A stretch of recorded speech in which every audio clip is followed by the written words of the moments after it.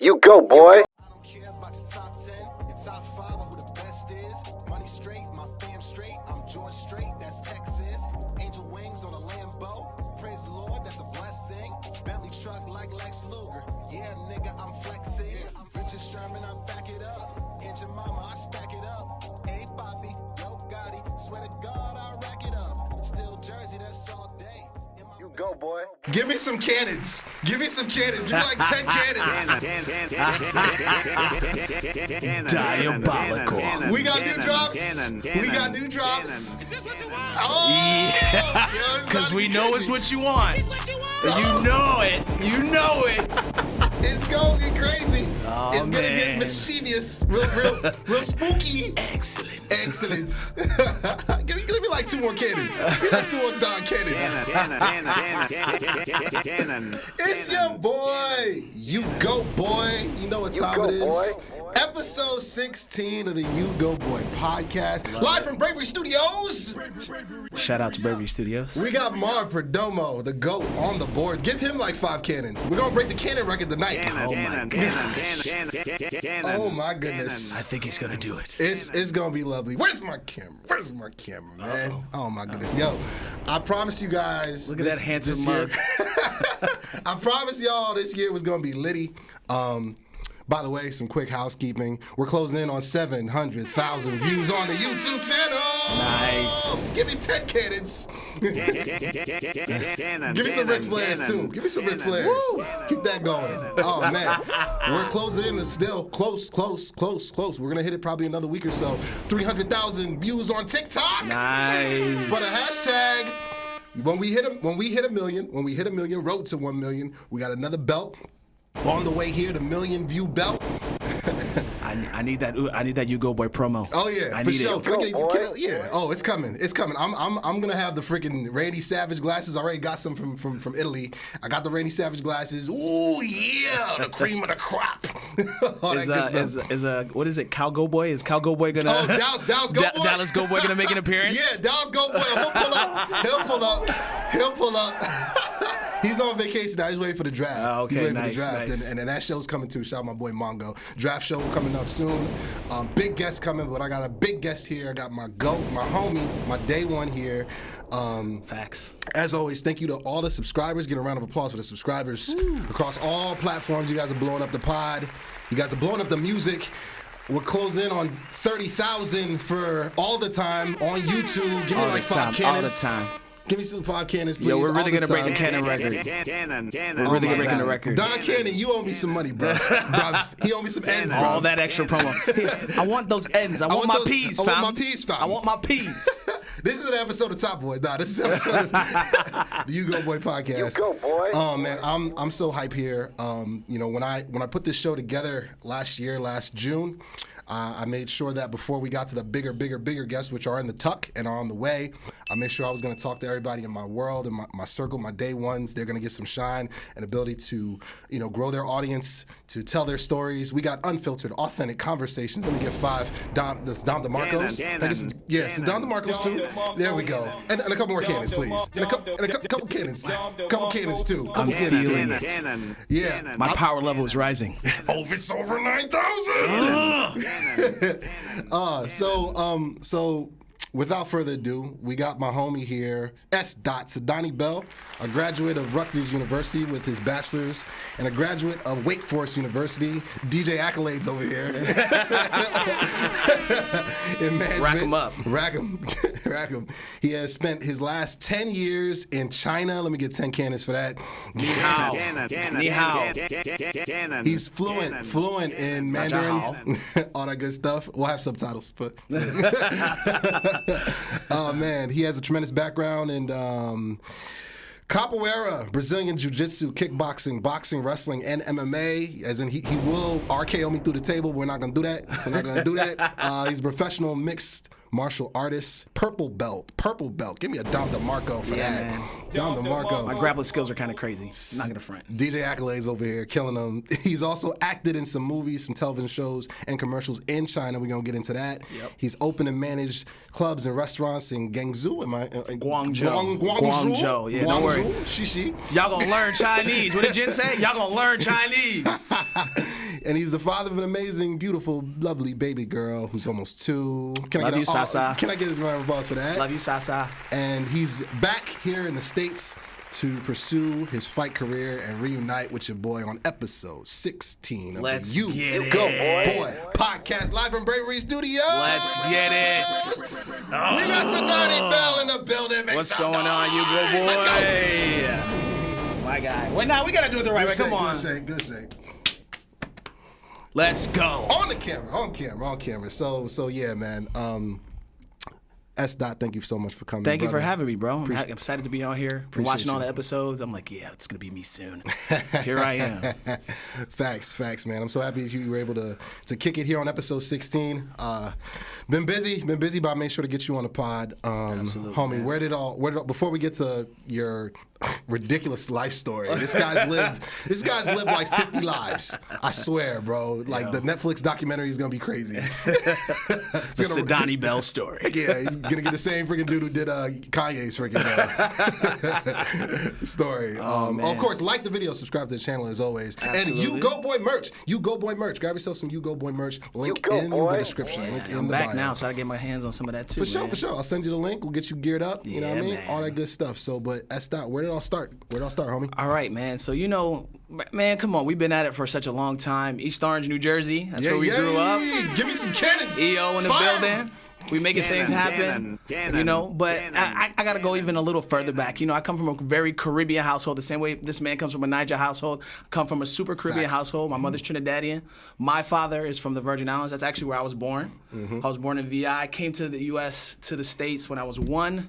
And ever since I've been in Jersey, I've been a Jersey boy through and through growing up. Sojourner Truth. Yeah, Bring it back man. when we linked up. Back in middle school, then we ended up at Benedict's. Shout out to St. Benedict's Prep, our alma mater. The great bees in the building. Ric Flairs for Benedict's. We need some Ric Flairs for SBP, baby.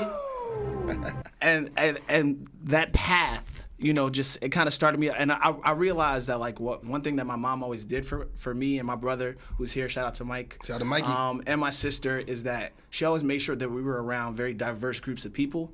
And so that always gave us this mindset to be very open to any and everyone. And so it kind of led me on that path to even going to college, I was the type of guy, and even in high school, and you guys know this about me, I was the type of guy, I'd be in every group. So it's I'd be hanging out with the soccer players, and then I'd be shooting the shit with the basketball players, and then I'd be back with the track and field guys, and then I'd be with the drama club. So I was just all over the place, and I always had an openness to everybody. And I think that kind of cultivated me kind of moving into deciding to live abroad and whatnot. So Facts. Like the video, subscribe to the channel. Yeah, as absolutely. Always. Sorry to cut you off. Did you? No. Go ahead. I always got to thank my mom for that, because that mindset has created so many opportunities for me, because that openness, even when I went to Rutgers, that same openness, I was just with so many different groups, had so many groups of friends. And then even from there, after I got my master's, so after Rutgers, graduated from Rutgers, I spent a year just roaming. Kind of figure out, it was a year-long spring break is what I would call it. They call it a gap year.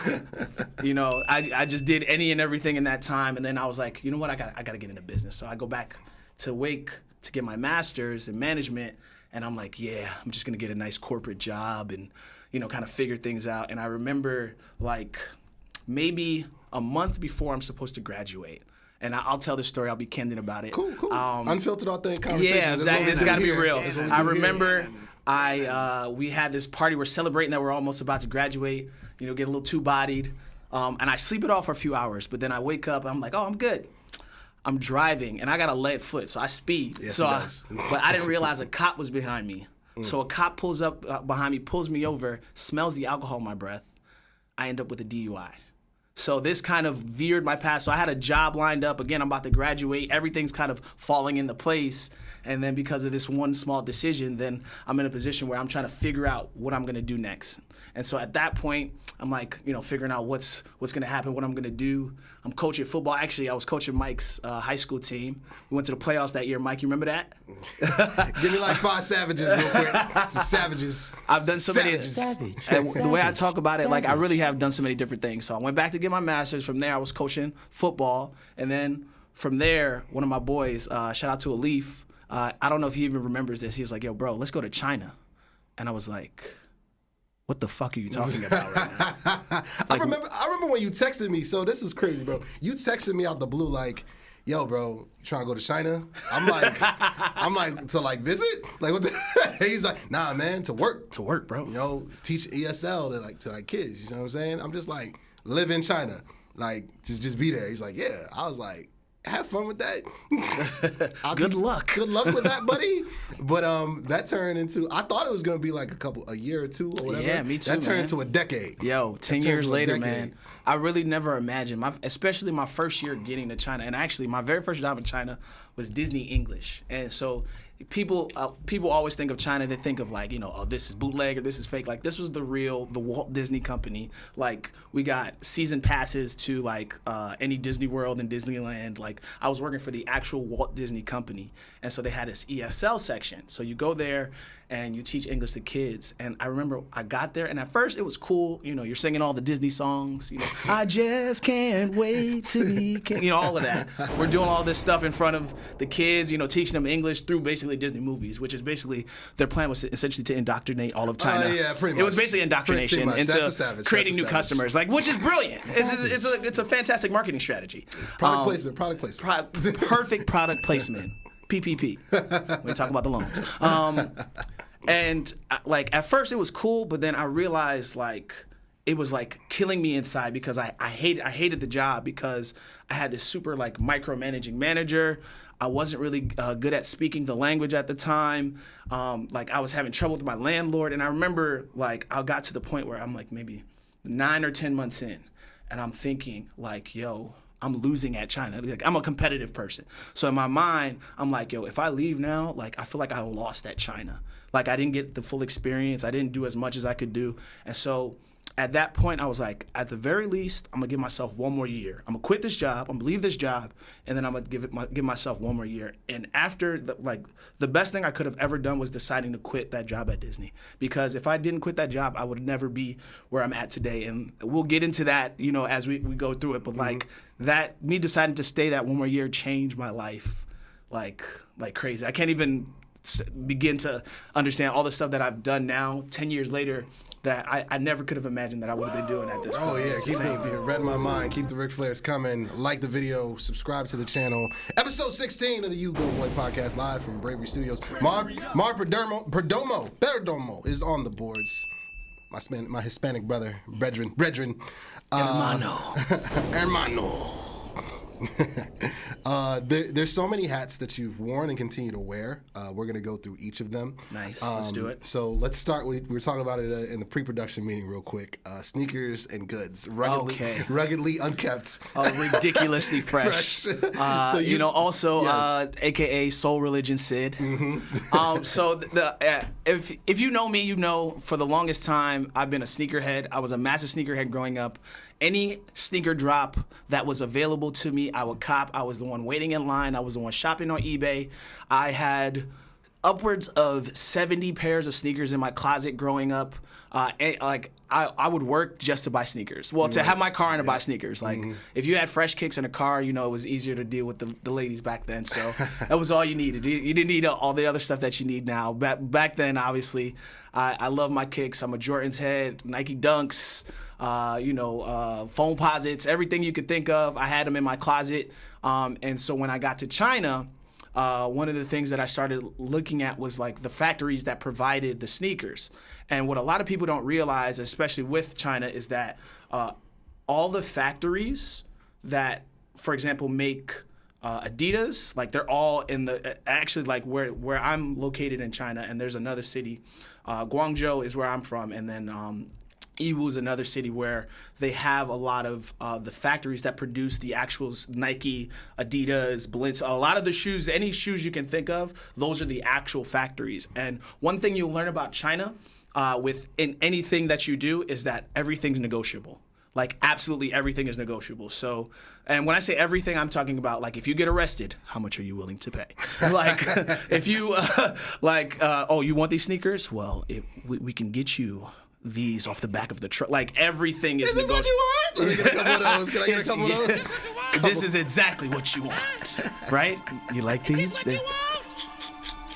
And so one of the things I decided to do was like actually seek out some of these factories and the suppliers for these sneakers. And so that's one thing, like especially, as somebody who was a massive sneakerhead, like I remember when I packed my bags to go to China, one of my suitcases was all just filled with sneakers. Like that's how much of a sneakerhead I was. It's just like I had to make sure I had as many kicks as possible to make sure that these Chinese people know, yeah, my kicks are fresh. But then you find out that you provide all the kicks are provided from China and they're half as cheap. And you once you get to the factory direct situation, you're paying half as much for the same pair of sneakers and you don't got to worry about waiting in line. And so that put me on game in terms of, getting all the nicest kicks and having all the freshest gear and then obviously selling that stuff back in the United States and everything like that. So oh yeah. Like the video, subscribe to the channel. We got S.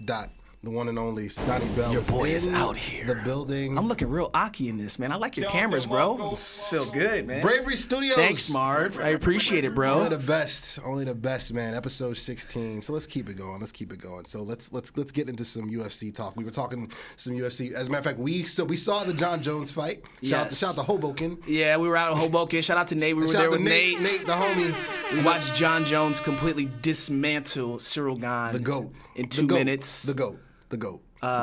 John Jones' fiance lasted longer than Cyril Gane did. Oh, give me 10 savages. Keep them going. Keep them going. Savages. Savage. This is the face, too.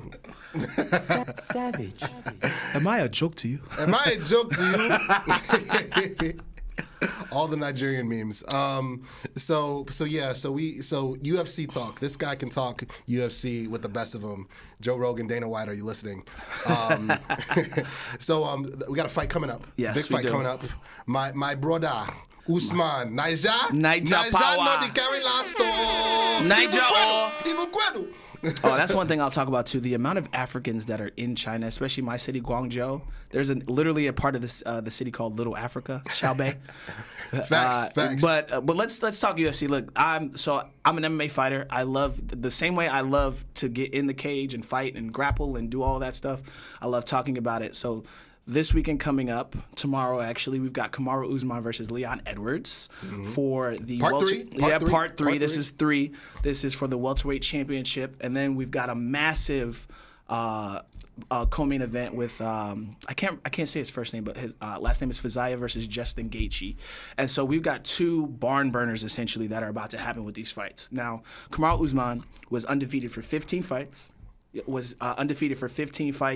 He was the welterweight champion, and his last fight, he was completely dominating Leon Edwards. And what ended up happening is literally a minute before the fight is over, Leon Edwards sets up a really nice, because Leon Edwards is a southpaw, he sets up this beautiful fake cross head kick that knocks out Kamaru Usman. And he put him in the shadow realm. He sent him to the shadow room. You actually saw his soul leaving his body in that fight. And so this is the trilogy that's essentially going to settle the dispute once and for all. Kamaru whooped his ass the first time. Facts. He was whooping his ass for 4 and 3/4 rounds Facts. until that to that last minute. Big facts. And so now we're gonna find out, was it a fluke or was it the real deal? And this is gonna be super fun to watch. And then again in the co-main event, we've got Justin Gaethje, who is super exciting. He's actually got a collegiate wrestling background. He's super decorated in that area, but he loves to just throw shots, and he loves to just go back and forth and just make it a barn burner and throw crazy leg kicks and try to knock you out. If you ever want to look at a fight and think this is really freaking cool when it comes to MMA, watch Michael Chandler versus Justin Gaethje. This is the type of fight it's going to be when it comes to him versus Fiziev. Fiziev's got really good striking. He's got grappling. And the thing is, we have these guys from these European and Asian countries that are coming up now. And they're getting more attention, more views on them. And we're seeing how good the rest of the world is at fighting. For a long time, you had maybe guys from Brazil. You had some guys from the U.S., maybe a guy from Canada, maybe some Japanese guy who was a really good grappler. But now we're seeing that people around the world, like people in the UK, they're known for their brawling style. We have guys like Darren Till, Leon Edwards. You have guys from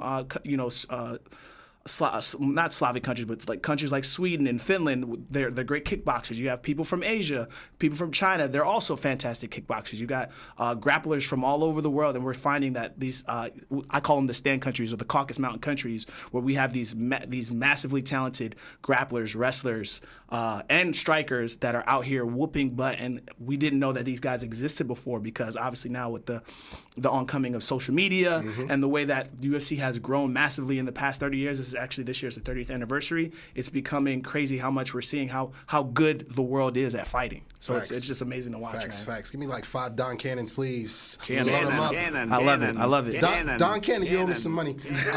Big facts there. Yes, this is, like the video, subscribe to the channel. This is episode 16 of the U-Goboy Podcast, live from Bravery Studios. Yeah. S.Bell, S. Diggy in the building. What's up, people? I'm going to do this from time to time. When I have people on that know me, they can ask away. So you can ask me whatever. You have carte blanche, or whatever the saying is. Yeah, carte blanche. Carte blanche, yeah. Yes, Thank you. nice. Appreciate that. Ask away, man. All right, so my question to you is, how has this rap lifestyle gone to your head, bro? I know you're becoming a superstar. You're getting all these views on YouTube and think you can just act any kind of way. What do they call him? The Nigerian champagne poppy? What is it? Is that what it is? The Nigerian Drake? The Fufu Poppy? Is that what it is? Fufu Poppy. The Jollof Poppy? Is that? Jollof Poppy. What is it like, man? Come on, bro. Oh my God. We've seen the come up, bro. Oh, big facts. So Sid knew me when I first started rap, when I was learning how to rap. Absolutely. When I was freaking rapping over, putting my mixtapes on Dat Piff. Rest in peace. R.I.P. Does Dat Piff still exist? But yeah, R.I.P. to Dat Piff. Yo, R.I.P. to Dat Piff. Yeah, it's been end of an era. But no, man, music's been going great. Shout out to 3 people in particular. I got Team U-Goboy. Shout out to A1 Vision, who's been on this podcast. Yep, the visuals have been dope. The best cinematographer I've ever met in my entire life. He is incredible visuals. This guy's worked with everyone. He was on the pod here from Busta Rhymes. I think he's going to be working with Drake at some point. Absolutely. Netflix, Stranger Things. This guy's been with everyone. Spicy. And we've done 6 videos together now. Dope. I think our next one upcoming for my next single, Whole Vibe, Willie Beeman. Ooh, I'm Willie Beeman. Quick teaser, shameless plug. I'm Willie Beeman.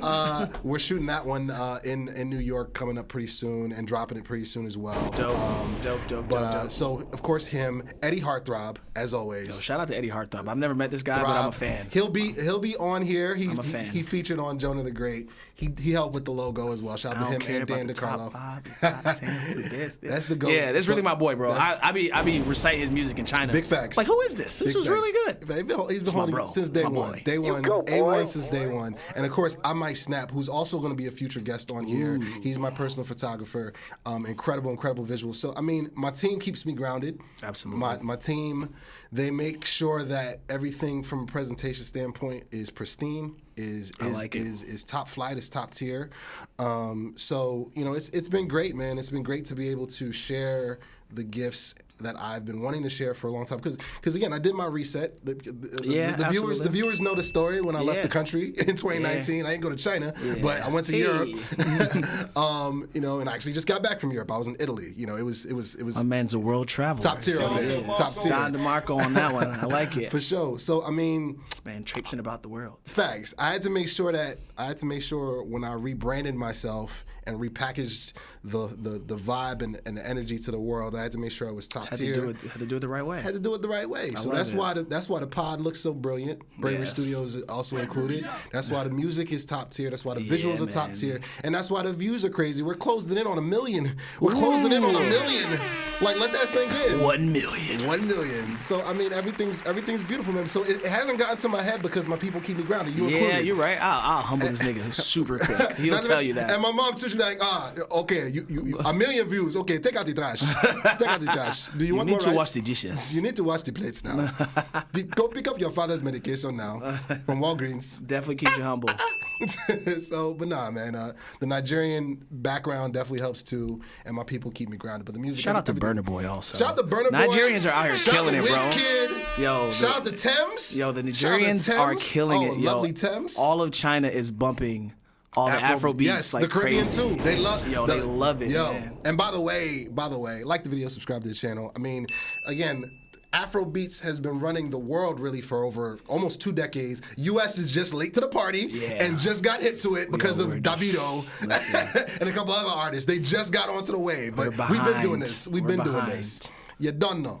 but no, man, everything's going well. Stream all the time and check out the video. Streaming now on all digital platforms, but we'll keep it going. Also, 5-star dancer. And Shout out to 5-star dancer. Right? That just hit 100,000 views nice. on YouTube. Give me some cannons for that. Get it. Give me some cannons for that. Come on, man. Shameless plugs all around. Don't worry, guys. I'm gonna do my promo. He's cutting the promo too at the end. I'm cutting my promo at the end, bro. Y'all gonna see. Look, but this is just imagine this says UFC in front of it, not WWE. I love it. So let's keep it MMA. So you've got a couple professional fights under your belt. Yes, sir. We're gonna try to get some screenshots or some footage as well to throw onto the clips that'll be available on TikTok. Shout out to the fans on TikTok for blowing your boy up. Again, we're about to hit 300,000 on TikTok. You know, so again, all the love on TikTok, which has been crazy. Like the growth has been out of this world. I love it. You know what I mean? So we're gonna have a lot on there with this guy's many hats and his ridiculous Netflix original story. All right. But You're a fool. walk me through you in the cage for the first time, because I remember I watched you put the video on social media. Yep. It was nuts. I'm sitting here watching my guy who I was rapping in his basement. Yeah. He was rapping in my bedroom. Yeah, bro. Freaking walking around St. Benedict's halls. Day one. one. Walking through Sojourner Truth, the hallway. I'm watching him in a professional fight in the cage, gloves, chest hair all out. I'm a hairy man. I am too. Like it'd be like that. It'd be like that sometimes. All right. So walk me through the first time you were in a cage. Yes. In that fight, doing it, bro. Yeah. What's that world like inside that cage, man? So Seriously. I'm gonna preface it a little bit. So let's go back. So like again, I'm in China. I decided to take that year of that extra year to like kind of open myself up to the things other things that I could see in China, because I felt very limited. Because also one of the things is like, with your certain work schedules, like because I was working for Disney, I was working on what they call a training center work schedule. So I would work like Wednesday, Thursday, Friday evenings, and then on the weekends. I didn't really have my weekends. So when I changed jobs, I started to get my weekends back. So actually, I was looking for martial arts. I found capoeira. So I met this dude. Shout out to Mekael. Shout out to my boy, Mr. 1-2, who's out here back in Jersey. I always wanted to learn capoeira. Like everybody who knows the video game Tekken, Eddie Gordo was my favorite character. He's a cheat code when it comes to Tekken. So I always wanted to learn capoeira. So when I was younger, I was doing Taekwondo. I would still do like the Jenga is what they call it, the sway in capoeira. I started learning capoeira. From there, I saw Brazilian Jiu-Jitsu, and I was like, yo, I have to learn this. Yes. So this is like 2015. I'm already doing capoeira. I started doing Brazilian Jiu-Jitsu, and then like I start to like really take to it. I ended up 2016. Actually, on my birthday, 2016, I got my blue belt, which is like if anybody who knows anything about Jiu-Jitsu knows it's a crazy situation to just continue with it, because it's literally like they call it like involuntary yoga is what they call it, or give me a savage for that, please. folding clothes with people inside of them. That's essentially what jiu-jitsu is. So I love it. From there, I start to get better. So I get my blue belt. I'm still training and whatnot, and then the gym that I'm training at, I won't say the name because I'm no longer affiliated with them. It's all good. It went sour, but it's all love. It'd be like that. So the owner's like, yo, do you want to fight? You're the right size. You're 205. We need a 205er. And I'm like, I've never fought MMA before. I'm just doing jiu-jitsu. I'm not really into my striking. I do capoeira. It's more, it's music based. But it's still a martial art. So I'm like, you know what? Yeah, I'll fight. So that very first fight I took, it's like a week before. And he's like, do you want to fight? And I'm like, yeah. And then I'm like, all right. He's like, all right, so you're going to start to prepare. Then the next day he goes, all right, you're not fighting anymore.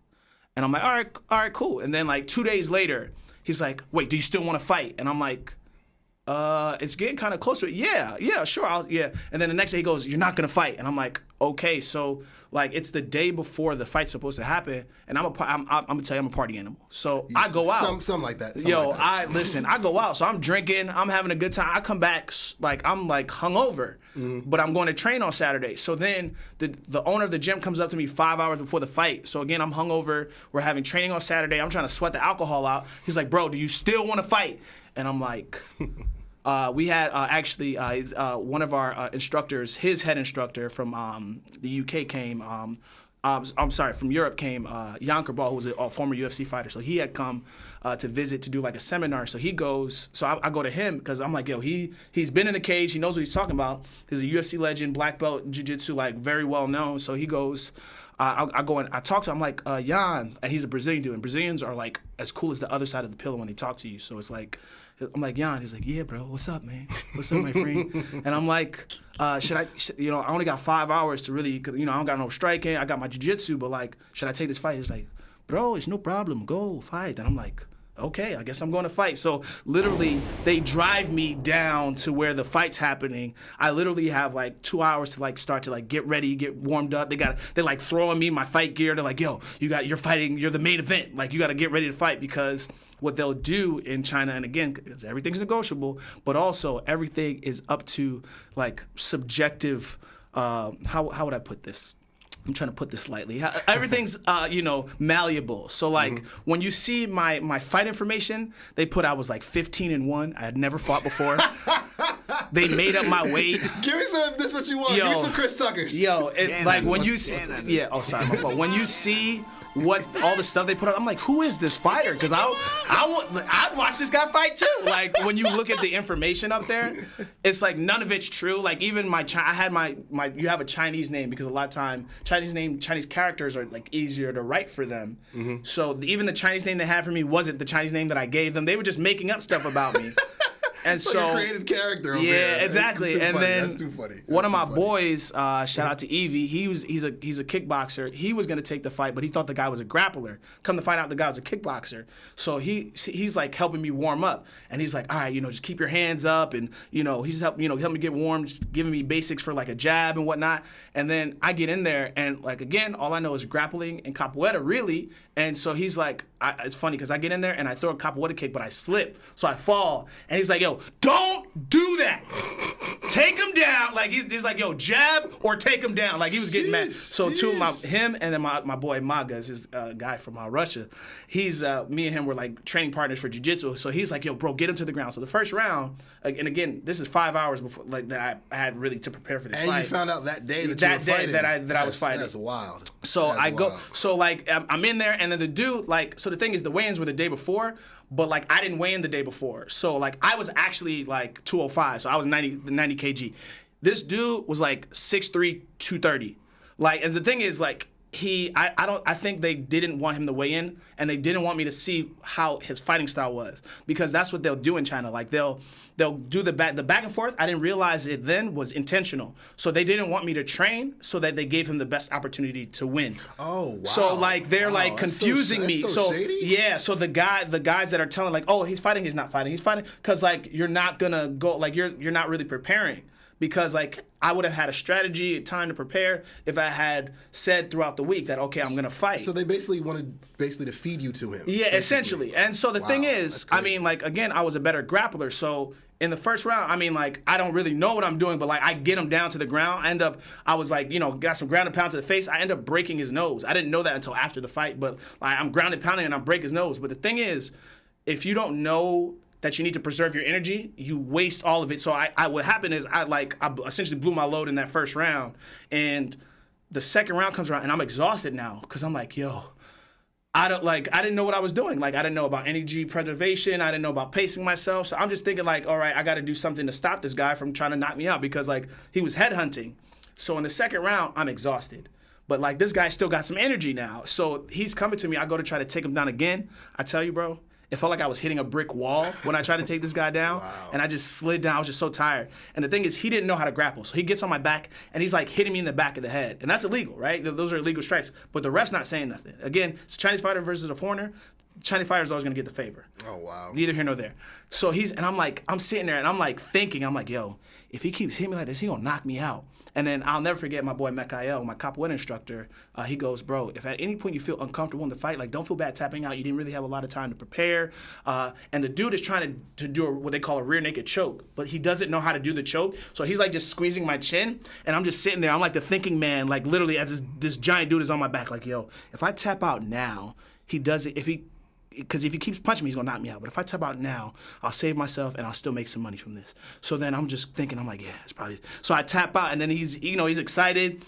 He jumps on the cage, but as I turn around, I see that his nose is bleeding because I told you I broke his nose in the first round. I see it. When I tell you, like, your body, when you see, like, it's like you see blood, it's like time to go. Like, people are like, yo, when I get angry, I see red. Like, I got my second wind. So I was like, yo, if I had saw that, like, I would have found the second wind to fight, but I ended up losing my first fight. But I was like, yo, if I actually prepared for this, I would know what I'm doing, you know? So the experience was invaluable. Yeah, so at first I was like, a part of why I took it too was like, I'll have a good story to tell. Yeah. I never thought I would like want to become like a professional MMA fighter. I was like, yo, this would be a good story. I've been in an MMA fight before, but then I was like, yo, actually, let me start actually training this and actually get into it. And that was like the catalyst to get me like, I started, I added on to my jiu-jitsu. So from there, I started training kickboxing, started training wrestling. And in China, again, it's so diverse out there. So like, I was training with guys from like Dagestan, which is like this, and Chechnya, which is like the same place that guys like Islam Makhachev and Khabib are from, or Hamzat, which is like the new big guy, Hamzat Chimaev. So he's from Chechnya, but he trains out in Sweden. But like I'm training with wrestlers from there. I'm training with like Brazilians that are multiple time black belts or world champions in jiu-jitsu. I'm training with kickboxers that got over 100 matches and stuff like that. So like I start getting around guys that are like students of just the game of martial arts, and so I get that opportunity to start training and getting better and better and better with these guys. And so that's what really got me into like starting to take it serious, to take turn fighting into actual career. Absolutely. Like the video, subscribe to the channel. Give me a couple of Chris Tuckers, please. You go, boy. Give me a couple of Chris Tuckers. Oh my goodness. I'm here with S. Diggy. Yo, it's your boy. It's your boy. Here on episode 16 of the U-Goboy Podcast, live from Bravery Studios. You go, boy. So your channel too, S.MMA, is that it? S.Bell MMA, SDOTBELL MMA. For sure. So make sure you on YouTube, you like and subscribe to his dealings. Yeah, I gotta on social media. I'm adding some new videos. You've motivated me to get back on my YouTube game. Listen, man, content. That's the name of the game. It's the reason why I do 5 to 10 clips per episode. Because again, more people watch this show on TikTok than they do on YouTube, but they still watch. They still watch. Still hold your boy down. Get so them I views. love it. Get them views. So let's switch gears. Let's switch to acting. Ooh. Let's switch to acting. This guy, oh my God, he sends me this clip on WhatsApp out of nowhere, and I shared it with a couple of our buddies from Benedict's. Yeah. With the Ola Jimmy. Shout out to Jimmy. Oh, Jimmy. He's like, yo, this fool acting now?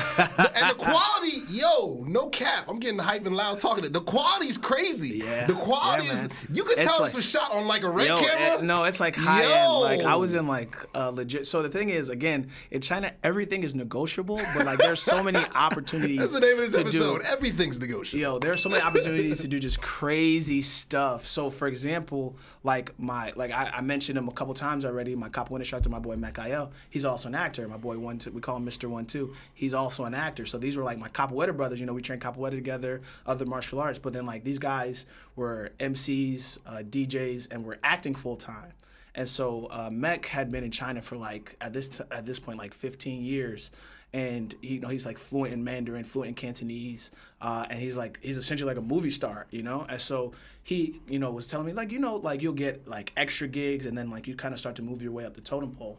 And so for a while, I'm doing like my work. So I was still teaching. I ended up starting coaching American football actually in China as well. But then like as I was training MMA and whatnot, like I was like looking for like extra ways to make money. And so like again, you could do like extra gigs, and then actually during like early COVID to the start of COVID is when I actually started doing more acting. And so the thing is, a lot of people had left the country, so they were still looking for people to do more acting gigs. And so my actually very first acting gig, I had like a very big part in like a major series. So I had like essentially zero acting experience, and then like I had like lines and everything. This guy, man, yo. just be stumbling into whole careers. It's like the show Barry on HBO Max, where this dude, I remember he walked. Shout out to Bill Hader. Yeah. This dude walked into like acting class by accident because he was like on a run from somewhere, and they'd be like, "You're pretty good. Come up here." And then he gets like movie roles from it while being a freaking serial killer. That is literally that is essentially what happened. So we're here with the Blackberry, the Black Bill Hader over here.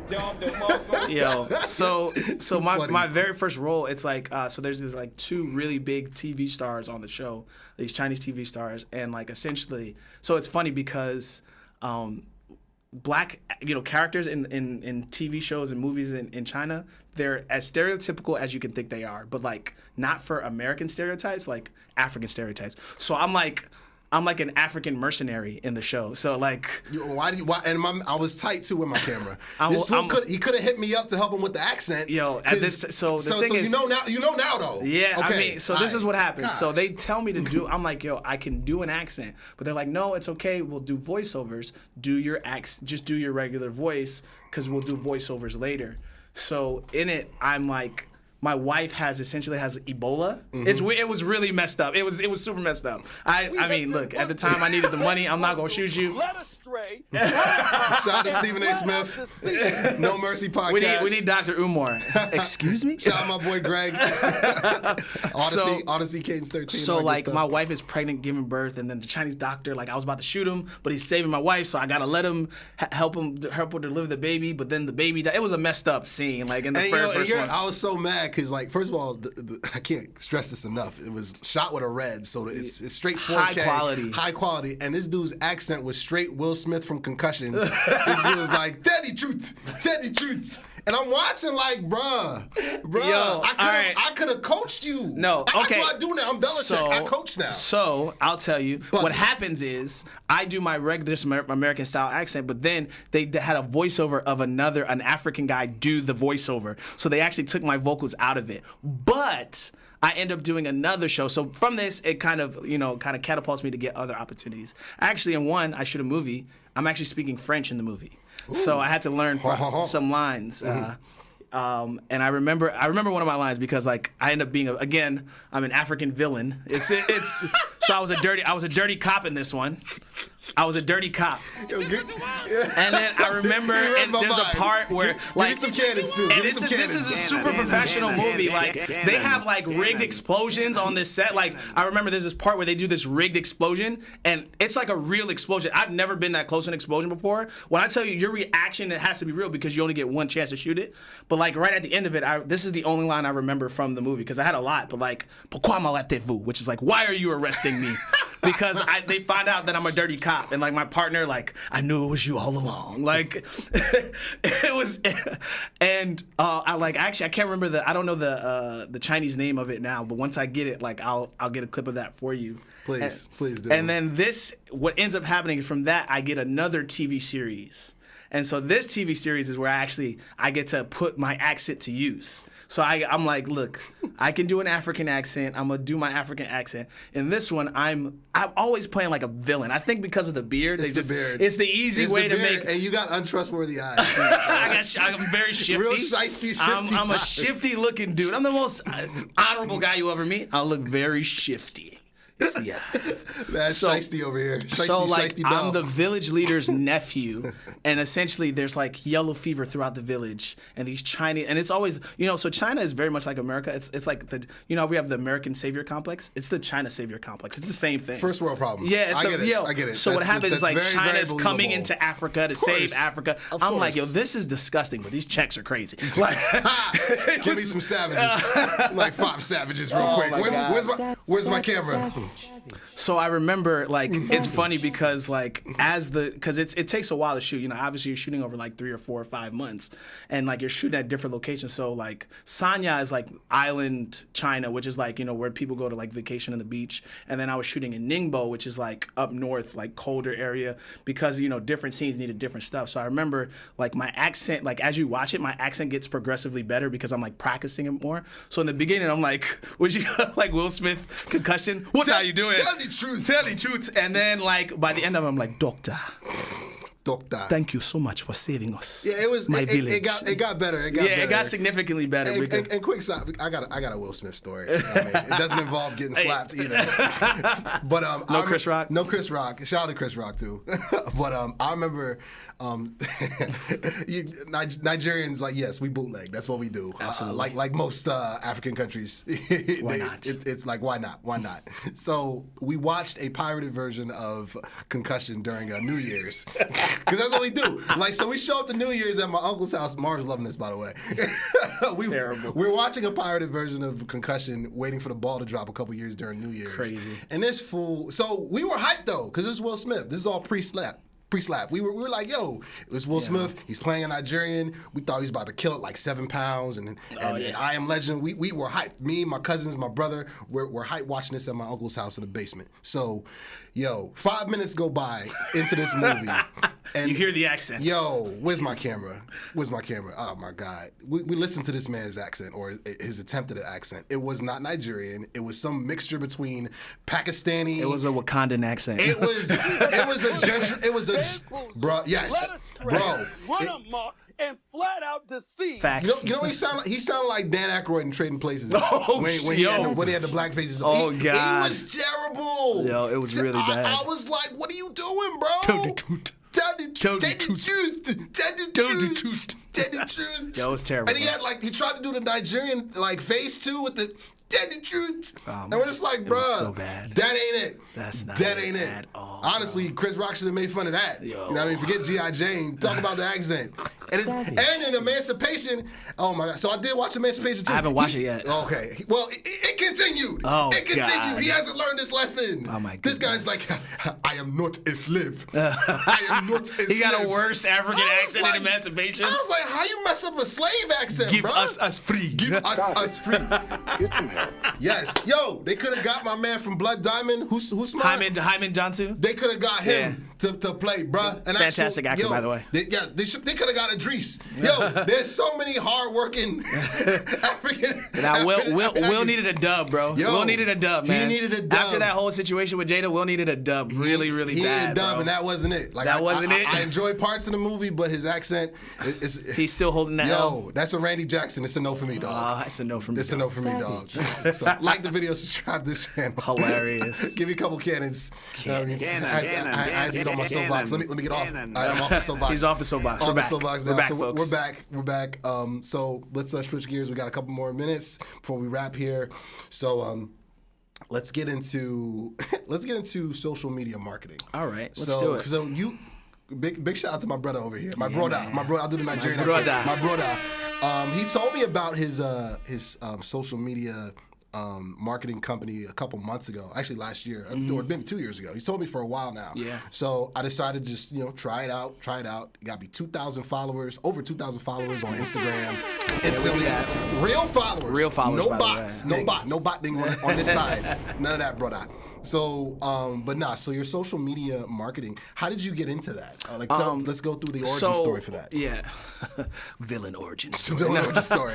So the thing is, for me, as long as you know me, I've always been like very business minded as well. Like I love my passions, like talk about martial arts and all the acting and other stuff I've done. But like one thing is I've always been very business minded, and I just saw, I was just watching like how social media has developed, and just doing my research and realized that like with any type of business that you run, everything is moving towards social media and how it's being pushed, right? So, there was a time where people would just go and like they would sell door to door, or they would like, just figure out like get people in their living room, like just doing like multi-level marketing meetings and stuff like that, as ways like word of mouth and stuff like that. I did that for a minute. Yeah, I mean some money, shout out to some money. Amway, man, respect. Shout out to Amway. Southwestern, Cutco. Yo, Legal Shield in the building. No. But like I just saw like how when you watch like videos and people, the way they blow up now, social media is the way that they blow up. Big facts. And so that comes Big in facts. many different forms. So whether that's Instagram growth, whether that's like TikTok views, YouTube views, YouTube growth, but then that's also proper SEO, website development. And so the thing is, as I started to do my research, I ended up finding there's a couple different guys that really talk about it. Like I don't even know if you ever heard of Grant Cardone. No. Yeah, Grant Cardone, he's like a multi-millionaire, almost a billionaire. real estate mogul. He's a very big into it. And then there's another dude named Jason Capital. So if you guys ever get a chance to check those two guys out, they talk about it in terms of marketing is like the way that you can push or do anything, right? So if you want to get your podcast, the way that you do it is like you're going to grow your following so that you have more people that are now fans or people that want to check out or watch what you're doing. And what they talk about is one of the ways that you do it is, and this is a concept that I learned from a couple other different things. It's called the 1,000 true fans. And so the thing is, people think it's important to get 100,000 or 1 million subscribers and get a million bajillion views. What you really need is 1,000 true fans of yours in anything, and you'll make money. Because if those people are each willing to spend $10 on whatever it is that you're offering, that's $10,000 right there. Oh, facts. So give me a Chris Tucker. Give me a Chris Tucker. So I'm dropping a couple gems on that one. Gems.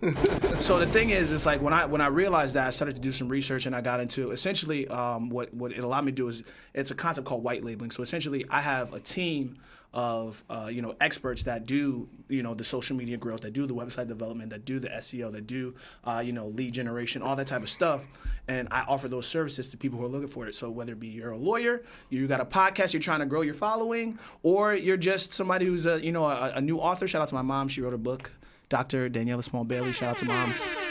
She's getting my mom. She's getting them checks now. My mom's a monster, yo. Oh my goodness. She's a beast, guys. Yo, tell her I need to hold degrees, like 25,000. Yo, degrees out the wazoo. Lordy. Follower game is crazy. My mom is like, I'm gonna say she's a better looking Oprah, but she looks like Oprah with gray hair. And so like, she about to be making as much as Oprah. Yo, she about to get that Oprah money, billionaire status. But so I use my social media marketing kind of skills and expertise to kind of help her as well. So the thing is like, that's where everything is going. Like, and it's not just about going viral, but just having those consistent, steady fans that are people that are willing to tune in every single time. So, that starts early on where it's 50 views, 150 views, oh, yeah, for sure. 1,000 views. For sure. And then it's 10,000 views per video. And then you find that in those 10,000 views, you have people that are consistent fans that are willing to buy into the music. That are gonna watch the podcast, that are gonna buy the merch, and those are the people that are gonna, help generate and push you up to get to that higher level. Big facts. Like the video, subscribe to the channel. A lot of gems on here. Can I get a couple more cannons? The fire away. Yeah, buddy. We got S. Dot in the building. Yeah, here. buddy. Episode 16 of the U-Goboy Podcast. We got a little bit more time. We can hit one more and then wrap things up here with some rapid fire. This is gonna be funny. It's gonna be crazy. Excellent. Let's talk about some stand-up comedy. So it's funny too. Shout out my homegirl Ivy Roman on the previous episode. Cheers to Ivy. She tore it down in the most recent episode.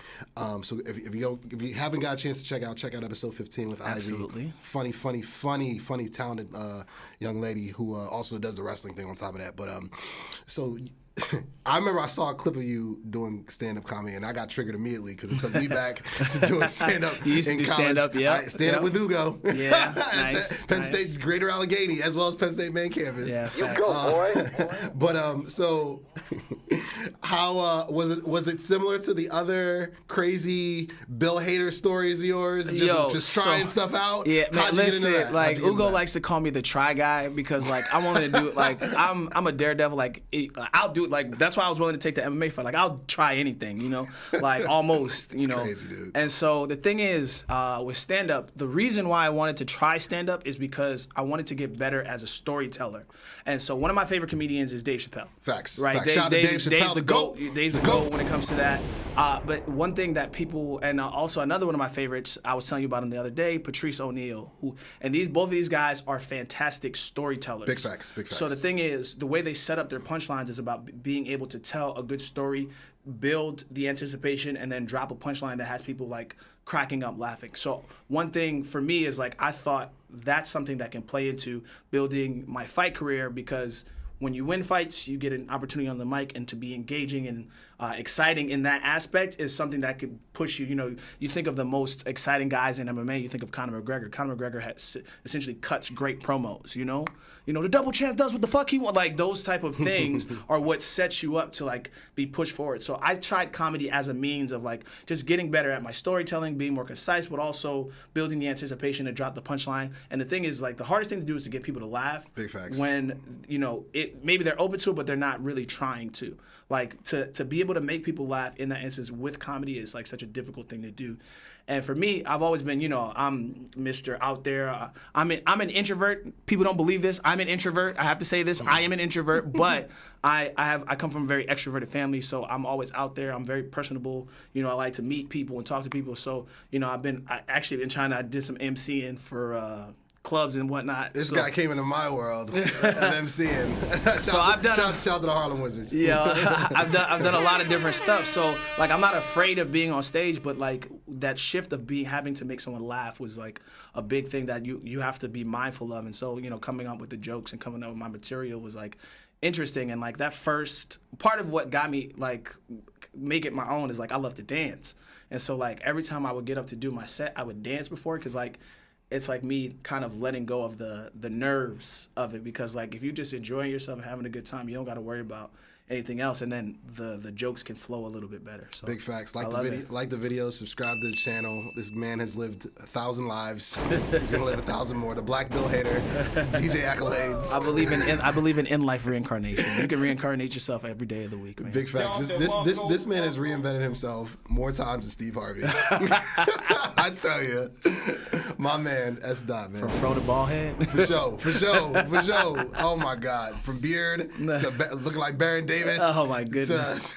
To looking like the Riddler. Exactly, looking like the Riddler. This guy is a freaking Batman villain. He's a Batman villain for sure. He's everything. So I had to get you diabolical. Right. So it's about to get hot. Ooh, it's about to get hot. Where's my camera? Muy it's about caliente. to get hot. Hanla. Are you guys ready for a little bit of how you say it, Chad? Hanla. Lada is hot. La.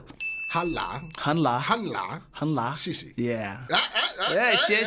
Look at you guys. That's how you say thank you. Yeah, nice. There you go. Well played. Well, it's about that time, folks, for a little rapid fire. Let's do it. This episode of Rapid Fire is brought by two people. The first one, of course, U-Goboy merch. Grab yourself some merch. U-Goboy. Shout out to Jeff Bezos for the hat. That's Amazon. Shout out to Teesprings for the hoodie. We got another vendor coming up too, still in the works for that, to get more merch to you guys. Shout out to everybody who's been copping the merch as always. And of course, S.Bell MMA. Yes. MMA. S.Bell MMA. Go stream, go view, go subscribe, go like, go share, all that good stuff. My man's got a lot of tips on there for his takedown stuff, fight stuff. Fight night. It's always fight night with this guy. Yep. But so yeah, we're getting ready to do some rapid fire. You ready? Let's go. Are you ready? Hunkwai. Which is quickly. Ooh. Yeah.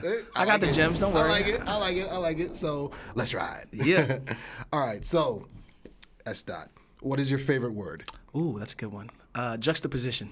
Ooh, I like it. Favorite word in Mandarin too. Oh, my favorite word is Zaigama, which is really a phrase, which is like, what are you doing? Zaigama. Ooh, put that on a shirt. This guy. What is your least favorite word? My least favorite word, loser.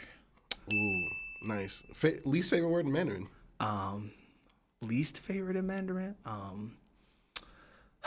Dosha, which is like how much. I don't have to worry about the price. I just think in Spanish, cuantos. That's my first question. Every time I'm in DR or Mexico, cuantos. Come on, man. It's a good price for you, man. Good price. Good price is not a... Dosha, how much money does it cost? Facts. In your group of friends, I already know the answer to this, but in your group of friends, are you the one that's always late or the one everyone brings their problems to? Dang. That's a good question. Shoot. I'm always late. You're kind of both. Honestly. Yeah, I'm really both. I was gonna say like if I had to pick one, I would say I'm always. But like people bring their problems to me, and I think I give pretty good advice. So yeah, I'm a little bit of both. That's facts there. Yeah. That's a canon. That's a canon right there. Canon. For sure. Okay, so biggest pet peeve. My biggest pet peeve is people that don't try. People that are unwilling to try anything. They just kind of sit in their own world and just don't want to get outside of their box. Oh, yeah. That's a good one. That's a good one. Worst fear? My worst fear is severe mediocrity. Ooh, I like that. Good answers today as always. Favorite movie and favorite TV show? Ooh, favorite movie? So twofold answer. That's a staple. That's a staple. Favorite question. Movie? Great question. The Dark Knight. ooh, Favorite TV yes. show? Dang. Ooh. Breaking Bad. Ooh. This is getting spicy. Can I get another cannon? Cannon. I love it. Okay. Favorite Kanye song? Ooh, we were just talking about this. I know. Look, all right. Last Call. And the reason I like Last Call is because I can I think I can still rap it like word for word almost. And I still remember some of the whole ending outro section of it, but like I love that song. Okay, shout out to Yeezy. Love you, Yeezy. Miss you, Yeezy. Mr. Old Kanye. Mr. Old Kanye. Okay, Kanye or Jay-Z? Oh my God, what are you doing, bro? You gotta pick one. You are evil, man. Villain origin story, yes. It's the beard. Blame it on my beard, okay? Oh my God. Damn, bro. Kanye. Damn. Yeezy. Just jumped over. Jump, man.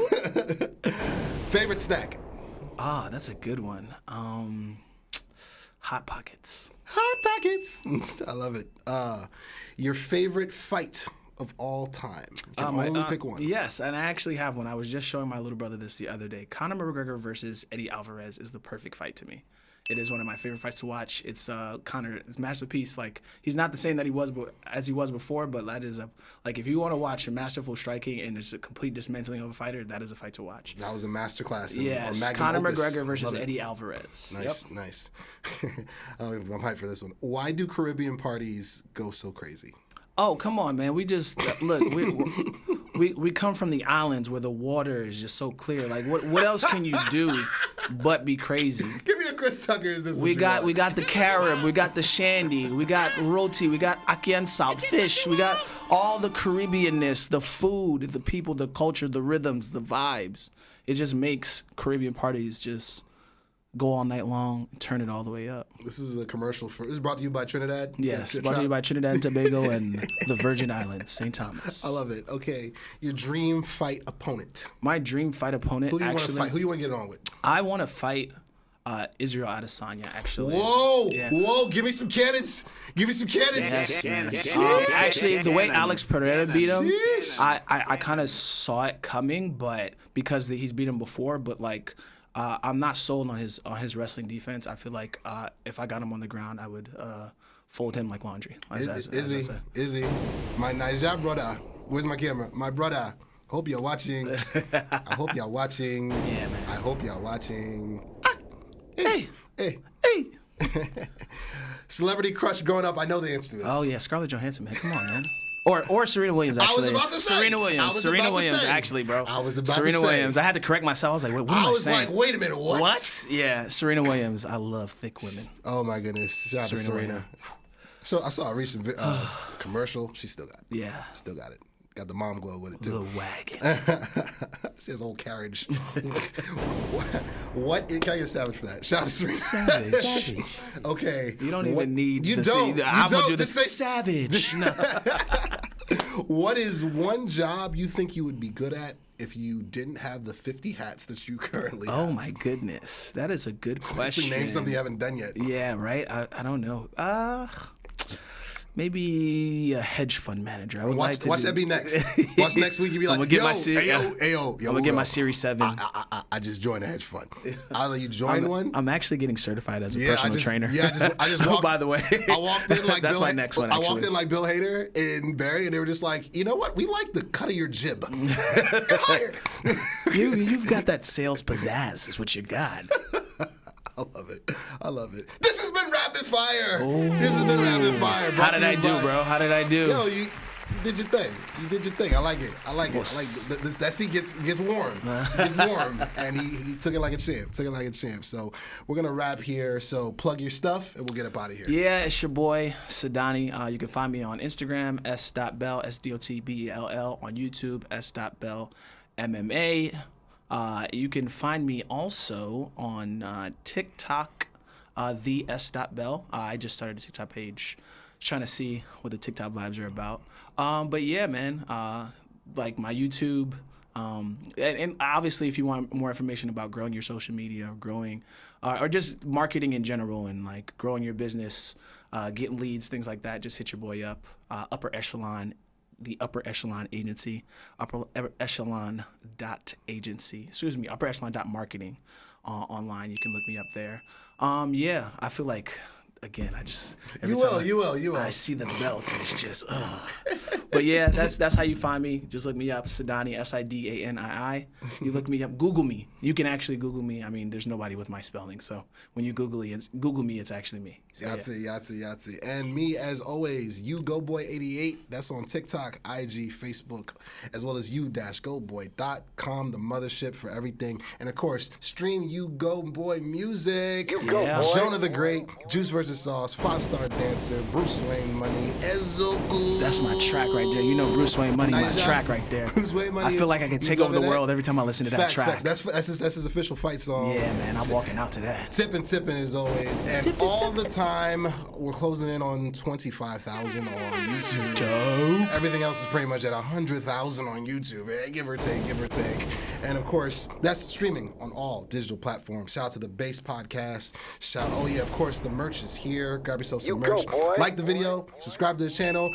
Bravery Studios, as Yeah, always, for man. holding down your boy. Well done. This is so professional. I love it, man. I love the vibes, Shout out bro. to Marvin. Thank you, man. Before we sign off, you can do your promo. All right, do your promo look. to Israel. To Israel. Listen. There's your camera. Right. Oh, wait. Oh, I got to get on my camera. Is this my camera right here? Yeah, right there. Listen, you're unproven when it comes to your grappling. Listen, you got knocked out for the third time. Well, sorry, the second time. But you lost for the third time to the same guy. Once you guys went to the ground, you thought you were a grappler all of a sudden. But listen, when it comes to that ground game, you ain't swimming with the sharks, boy. You a little fish. You a dolphin. Miss Savage. You a flounder. You're salmon out here. I'm ready to show you what it really is. Savage. I'm ready to show you how it's really done, how a champ really looks. You got to be good standing up and on the ground. I'm here for it. I'm coming for you. Let's go. It's your boy S. Dot. Let's go. I'm waiting for you. Let's get it. Come on, man. I love it. Izzy, my brother, Izzy, I hope you're watching. But thanks as always for watching. We're going to sign off like this. That's the belt. That's the other belt. That's S. Dot. I'm U-Goboy. Thanks for watching. Yahtzee. Yeah. Top 10, it's top 5 of who the best is. Money straight, my fam straight. I'm George straight, that's Texas. Angel wings on a Lambo. Praise the Lord, that's a blessing. Bentley truck like Lex Luger. Yeah, nigga, I'm flexing. Richard Sherman, I back it up. And your mama, I stack it up. Hey, Poppy, yo, Gotti. Swear to God, I rack it up. Still Jersey, that's all day. In my- You go, boy.